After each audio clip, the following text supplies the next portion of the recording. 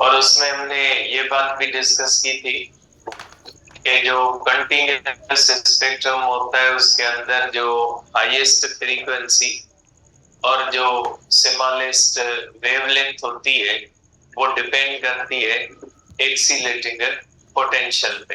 अगर एक्सीलेटिंग पोटेंशियल को तब्दील करेंगे तो कंटिन्यूअस स्पेक्ट्रम जो होता है वो तब्दील हो जाता है। और कंटिन्यूअस स्पेक्ट्रम के अंदर कोई भी तब्दीली नहीं आती अगर हम टारगेट मेटल को तब्दील करते हैं। आज हम पढ़ेंगे कि जो एक्सरे का स्पेक्ट्रम होता है उसके अंदर जो लाइन स्पेक्ट्रम बनता है वो क्यों बनता है, या उसके अंदर कौन कौन सी वेवलेंथ बनती है बेटा। अब इससे पहले दिया गया है, उसके बाद आगे डिस्कस करते हैं लाइन स्पेक्ट्रम की तरफ। देखिए बेटा, ये एक ग्राफ दिया हुआ है, ये आपके बुक में दिया हुआ है बेटा। अब ये एक्सरे का स्पेक्ट्रम दिया हुआ है। अगर हम एक्सरे का स्पेक्ट्रम बनाएंगे तो ये इस तरह से बनेगा। अब इस ग्राफ का मकसद क्या है, यहाँ पे एक्सरे की इंटेंसिटी है और यहाँ पे जो है वो वेवलेंथ दी गई है। तो आप देख सकते हैं कि ये जो एक्सरे का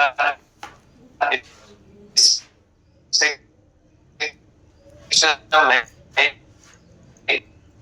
इसके अंदर एक लाइन ये लाइन जो होती है ये कंटिन्यूअस स्पेक्ट्रम को शो करती है कि एक कंटिन्यूअस स्पेक्ट्रम बनता है। ये जो है ये कंटिन्यूअस स्पेक्ट्रम है, क्योंकि आपको पता है ब्लैक बॉडी रेडिएशन का जो आपने कर्व पढ़ा है, तो ब्लैक बॉडी रेडिएशन का कर्व भी किस तरह से था, इस तरह से। इस तरह का कर्व क्या होता है, कंटिन्यूअस स्पेक्ट्रम होता है। और उस तरह से एक लाइंस ऊपर जा रही है और कुछ लाइंस ये ऊपर जा रही है और किसी किसी में कुछ और लाइंस होती है जो इस तरह से ऊपर जाती है, इस तरह भी हो सकता है।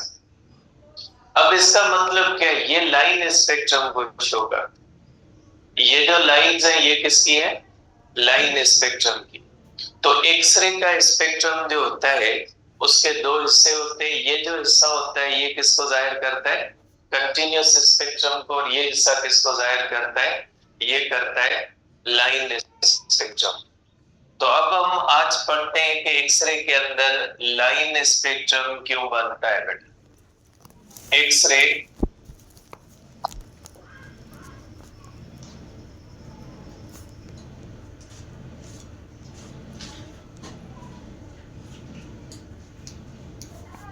लाइन स्पेक्ट्रम या जो है वो एक्सरे कैरेक्टरिस्टिक स्पेक्ट्रम बेटा, कैरेक्टरिस्टिक स्पेक्ट्रम बेटा। देखिए कंटिन्यूअस स्पेक्ट्रम का हमने ये डिस्कस किया कि जब कोई एक्सटर्नल इलेक्ट्रॉन हाईली एक्सीलेटेड होता है और वो जब टारगेट मटेरियल के अंदर एंटर होता है तो टारगेट मटेरियल के अंदर कंटिन्यूअसली ब्रेकिंग इंसिडेंट्स होते हैं और ब्रेकिंग इंसिडेंट्स की वजह से वो कंटिन्यूअसली डिसेलेट होता है, कंटिन्यूअसली रेडिएशन करता है। इसलिए जो उसका स्पेक्ट्रम होता है वो कंटिन्यूअस होता है। अब हम ये देखेंगे कि ये लाइन स्पेक्ट्रम कहां से बनता है। लाइन स्पेक्ट्रम को स्टडी किया मोसले ने इन 1913। ठीक है, तो इसको जो सबसे पहले स्टडी किया, इसकी वजह जो हमें बताई है मोसले ने बताया। मोसले स्टडीड दिस स्पेक्ट्रम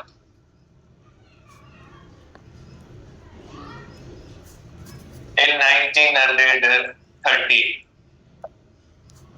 ठीक है, और जो लाइन स्पेक्ट्रम होता है, line spectrum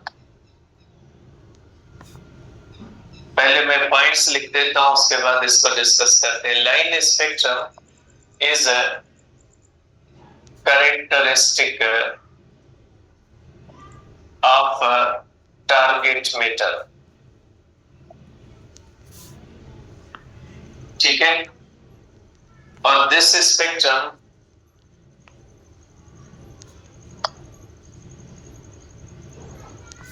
remain unchanged if potential difference or filament current is changed। अगर आप फिलामेंट करंट और पोटेंशियल डिफरेंस को तब्दील करोगे तो इससे स्पेक्ट्रम पे कोई फर्क नहीं पड़ता। ये स्पेक्ट्रम डिपेंड करता है टारगेट मेटल पे। अगर टारगेट के मेटल को तब्दील करोगे तो लाइन स्पेक्ट्रम तब्दील होगा, लेकिन अगर टारगेट के मेटल को तब्दील नहीं करोगे तो लाइन स्पेक्ट्रम तब्दील नहीं होगा। ठीक है, और ये जो होता है this spectrum is formed due to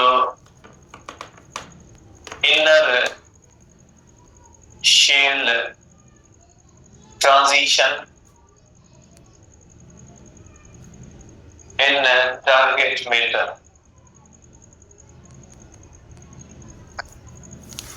target metal के अंदर ये जो इनर शेल ट्रांजिशन होती है, most spectra consists two lines के अल्फा। देखें कि लाइंस, अब इनकी वेवलेंथ आपके बुक में लिखी हुई है, मुझे याद नहीं है, ये देख ले, बुक है किसी के पास कि अल्फा की वेवलेंथ कौन सी होती है। बुक अगर हो किसी के पास तो 0.1 होती है या 1 नैनोमीटर होती है मेरे ख्याल। 0.1 नैनोमीटर या 1 नैनोमीटर होती है, लेस देन होती है, ग्रेटर देन होती है। बुक मुझे दे देते हैं।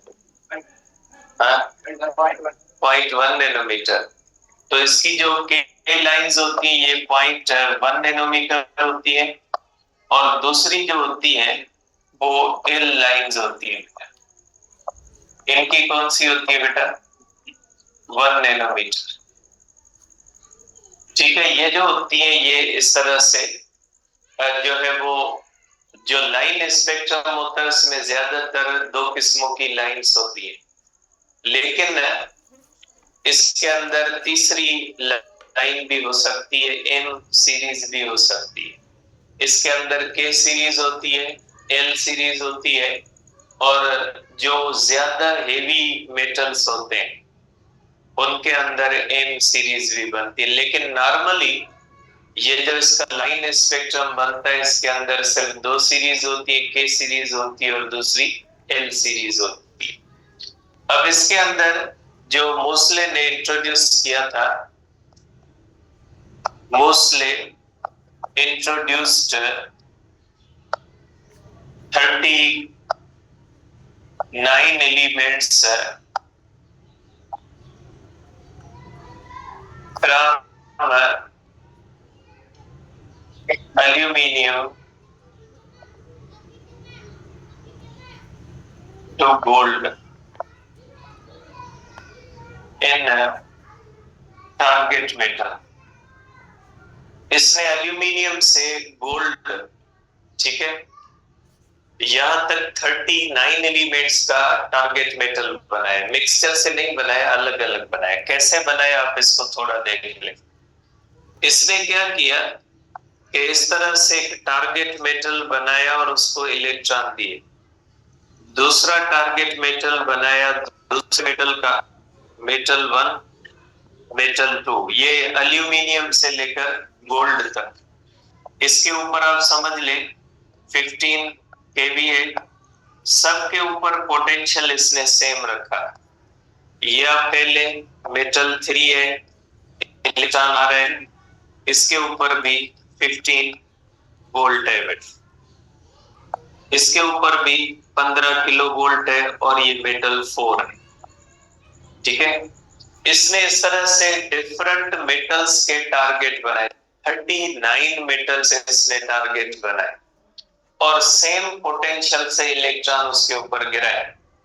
ठीक है, उसने देखा कि इसका जो स्पेक्ट्रम बनता है, ये वाला स्पेक्ट्रम वही बनता है सबका, इस स्पेक्ट्रम के ऊपर कोई फर्क नहीं पड़ा, कंटिन्यूस स्पेक्ट्रम सबका सेम बना।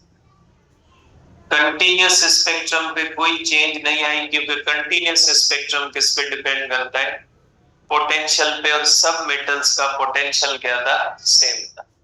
लेकिन इसके अंदर जो लाइन स्पेक्ट्रम बन रहा था ना, ये वाला लाइन स्पेक्ट्रम, ये वाला, ये लाइन स्पेक्ट्रम तब्दील हो रहा था, लाइन स्पेक्ट्रम सबका चेंज हो रहा था। इसका मतलब है कि लाइन स्पेक्ट्रम अगर पोटेंशियल तब्दील नहीं होता, नेचर ऑफ मेटल तब्दील होने से अगर लाइन स्पेक्ट्रम तब्दील हो जाता है, इसका मकसद है लाइन स्पेक्ट्रम किस पे डिपेंड करता है, नेचर ऑफ मेटल पे।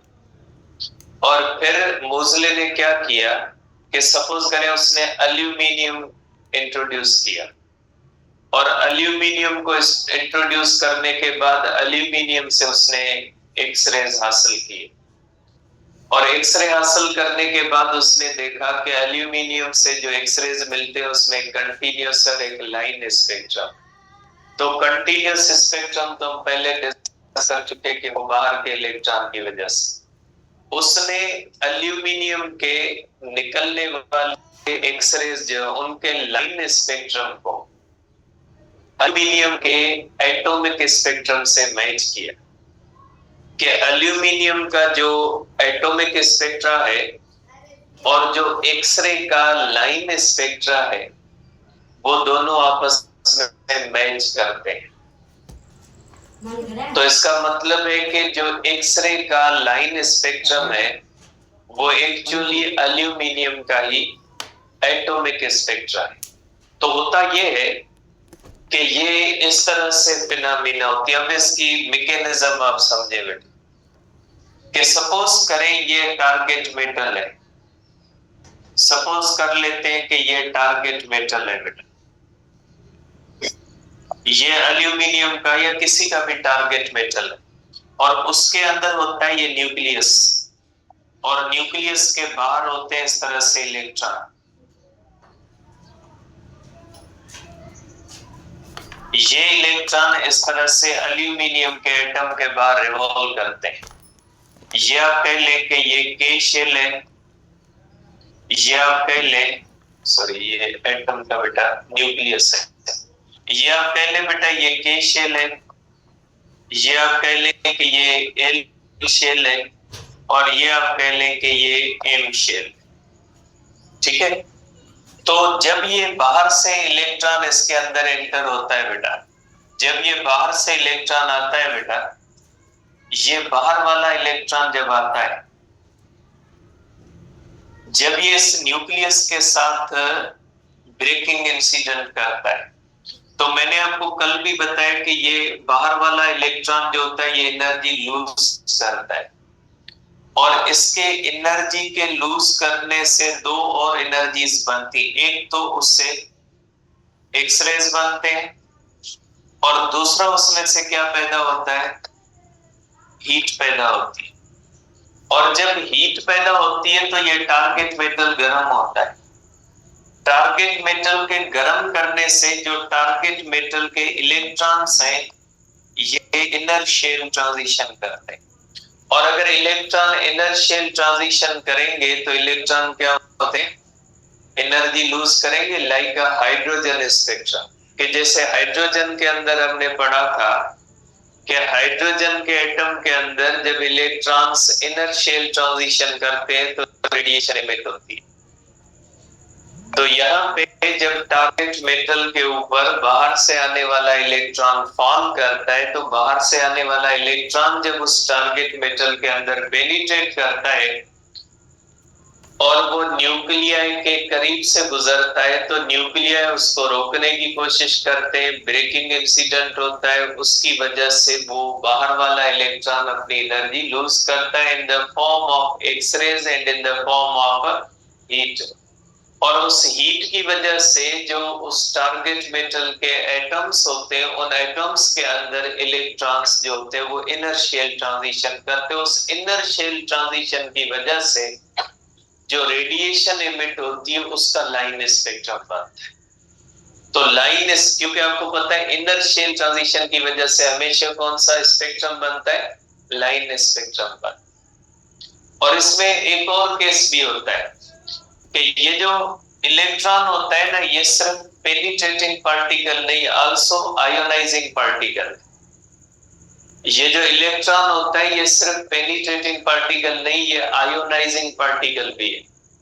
इलेक्ट्रॉन जब ये न्यूक्लियस के करीब से गुजरता है तो न्यूक्लियस इलेक्ट्रॉन को अट्रैक्ट करता है, लेकिन ये इलेक्ट्रॉन इसके ऑर्बिट वाले इलेक्ट्रॉन को क्या कर देता है, के ऑर्बिट वाले इलेक्ट्रॉन को इतना स्ट्रांगली रिपेल करता है कि के ऑर्बिट का इलेक्ट्रॉन अपना ऑर्बिट ही छोड़ देता है। तो ऐसा भी होता है कि ये जो बाहर वाला इलेक्ट्रॉन आता है ना, जब ये टारगेट मेटल के अंदर पेनिट्रेट करता है तो जब ये मुख्तलिफ इलेक्ट्रॉन के साइड में गुजरता है ना, तो इलेक्ट्रॉन इलेक्ट्रॉन को रिपेल करता है और इतनी स्ट्रांग रिपल्शन होती है कि इसमें से इलेक्ट्रॉन ऑर्बिट से ही निकल जाते हैं। और इलेक्ट्रॉन्स के ऑर्बिट से निकलने की वजह से भी, क्योंकि अगर के से इलेक्ट्रॉन निकल जाता है तो ऊपर वाले ऑर्बिट्स जो है उनके इलेक्ट्रॉन्स के में फॉल करेंगे। अगर एल से इलेक्ट्रॉन निकल जाता है तो हायर ऑर्बिट्स के एल में फॉल करेंगे। तो इनर्शियल ट्रांजिशन इस तरह भी होती है, एक तो गर्म होने से इनर्शियल ट्रांजिशन होती है, और दूसरा अगर इलेक्ट्रॉन जो बाहर से आने वाला इलेक्ट्रॉन है वो अगर किसी इलेक्ट्रॉन के बिल्कुल क्लोज से गुजरता है तो उसको नॉकआउट कर देता है, क्योंकि इलेक्ट्रॉन इलेक्ट्रॉन को रिपेल करता है और इलेक्ट्रॉन आयोनाइजेशन करता है with the help of, electron जो होता है वो आयोनाइजेशन करता है with the help of electrostatic repulsion. और उस इलेक्ट्रोस्टैटिक रिपल्शन की वजह से ये जो इलेक्ट्रॉन्स को नॉकआउट करता है डिफरेंट ऑर्बिट्स से, तो उन डिफरेंट ऑर्बिट्स के अंदर हायर इलेक्ट्रॉन्स का फॉल होता है, और हायर इलेक्ट्रॉन्स के फॉल होने की वजह से उसमें जो रेडिएशन निकलती है उसकी वजह से लाइन स्पेक्ट्रम बनता है। ठीक है, अब इसमें के सीरीज कब बनती है, ठीक है, तो आप ये कहोगे, आप इसके बारे में ये कह सकते हो कि लाइन स्पेक्ट्रम, अब इसके अंदर आप कह सकते हो कि के सीरीज, के सीरीज जिसमें के अल्फा होता है, के बीटा होता है और के गामा होता है, is formed when external electron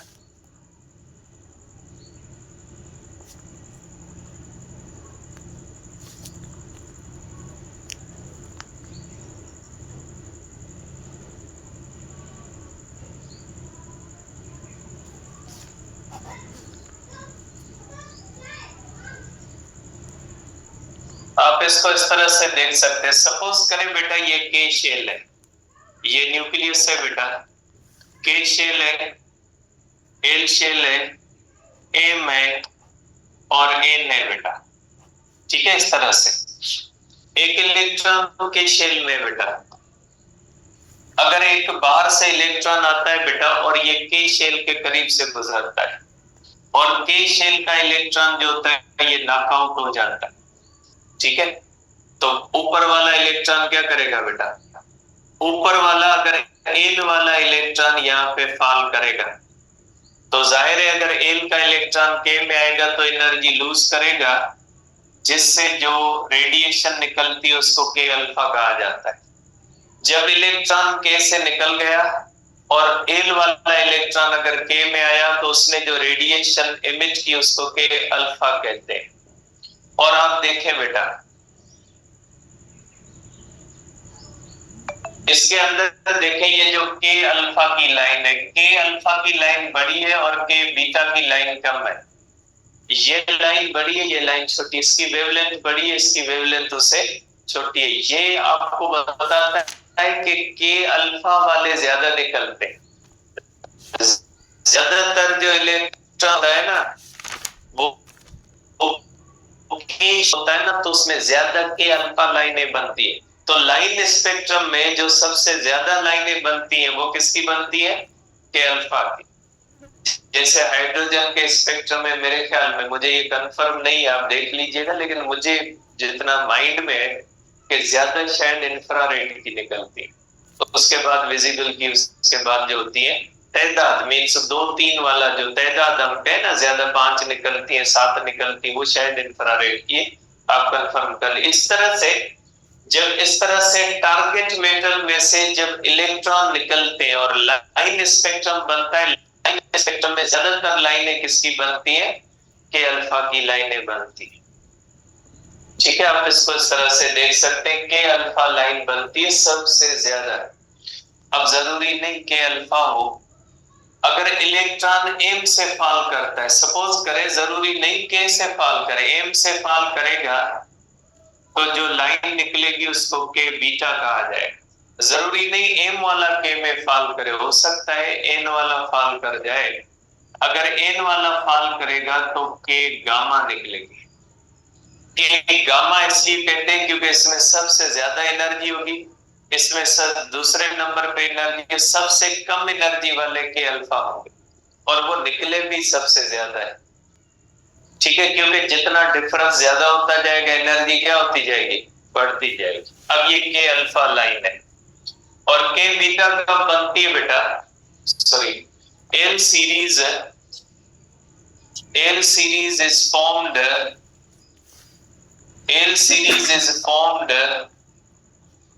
due to transition between higher orbits and K, इनके दरमियान, सॉरी एल बेटा, ये जो एल सीरीज तब बनती है, सेम है, आप कह सकते हैं कि जब एक्सटर्नल इलेक्ट्रॉन के से नॉकआउट नहीं करता, ये एल से नॉकआउट करता है, तो जो सीरीज बनती है वो ये बनती है बेटा। अगर ये हमारे पास के है और ये हमारे पास एल है और ये हमारे पास एन है, इस तरह से, तो अगर इलेक्ट्रॉन जो होता है वो यहां से नॉकआउट होता है बेटा, अगर एक्सटर्नल इलेक्ट्रॉन ऐसे गुजरता है और यहाँ वाले इलेक्ट्रॉन को नॉकआउट कर देता है, तो ये वाला इलेक्ट्रॉन जो यहाँ पे गिरता है इसको हम कहते हैं एल अल्फा, और अगर यहां से इलेक्ट्रॉन गिरेगा तो इसको हम कहेंगे के बीटा।